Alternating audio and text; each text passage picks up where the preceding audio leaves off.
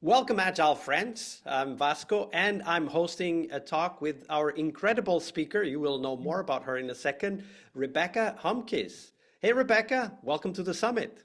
Hi, Vasco. Thank you so much for having me. It's my pleasure to be here. Absolutely. So, Dr. Rebecca Homkes is the author of a recent book titled Survive, Reset, Thrive, and she's also a global high growth strategy expert, CEO advisor, and lecturer known for her leadership roles in executive education and fintech, as, of course, her best selling authorship and thought leadership. We're going to talk a lot about Agile in a very practical and business-centric sense. Before we dive into that, let me just tell you that there are other talks at the summit that will touch on how do we apply agility in practice. So we have, for example, Sarah Caldwell talking about the neuroscience of change. So how do we apply what we know from neuroscience to the work we have as change agents? So check those out at agileonlinesummit.com. But now it's time to focus on resetting, surviving, and thriving. Yes. So, Rebecca, tell us a little bit more before we dive into the details of what the book covers, and there's a lot to cover there. What got you started with the book? What was the trigger? Yeah, that's such a great question because believe me, writing a book does take some time. So it's one of those things you think you'll always do when you get to it. And as you probably know, you never really get to that list. These are frameworks and practices I've been doing for over a decade, right? So nothing in the book was net new. But if you remember back to March 2020, which has thankfully been a while ago now, when COVID hit, I found myself in a couple of weeks' time having the exact same conversation over and over again, where CEOs would call me and they would say, Rebecca, why me and why now? We had finally gotten the company in a great place. My employees are engaged. The growth is happening. Everything is working. And now this crisis, why me? And I found myself saying over and over again, you can't wear the badge of an entrepreneur if you can't grow your company in downtimes too. So here's what we're going to do. We're going to stabilize because there's been a shock to the system. We're going to reset because the situation's changed. And then we're going to go back to thriving again.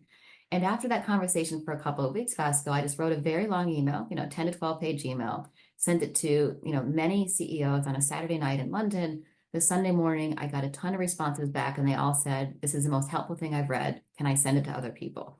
So that email became an article. The article became, a strategy program, and that eventually became a book, which just came out earlier this year.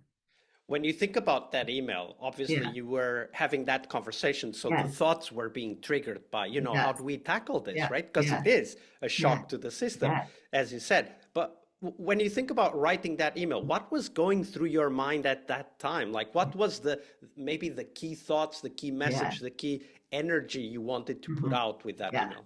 Vasco, you're right. You're asking the most articulate question, and I'm going to give you a too simple answer. I had found that I was repeating myself so often, I should just put it in words at this point, right? But as you know, when you force yourself to write something, and first time with the article and more recently with the book, you force yourself to really crystallize your thoughts and your framework. And as it grew from that article to a book, I realized, why are people struggling right now? Like, we have so many resources out there because COVID was not a downturn. COVID was extreme uncertainty. And what I realized is that if we're trying to run and lead companies or make decisions as a team member inside a company, we have playbooks for execution. We have playbooks for recessions. We have playbooks for kind of culture building and growth.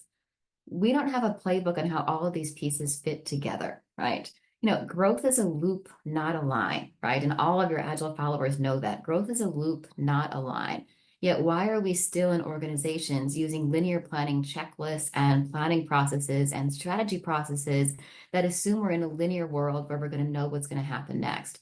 And so kind of that realization said, I want to write the end-to-end playbook, right? So you don't need to go and find the 6 resources for the market situation at the time. But even more than that, here's my very strong assumption. The market will always swing. There will be frothy times, there will be sluggish times, there will be downturns.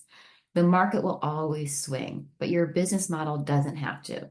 You can build a robust growth strategy in any market condition. And I wanted to be a guide for leaders wanting to do that.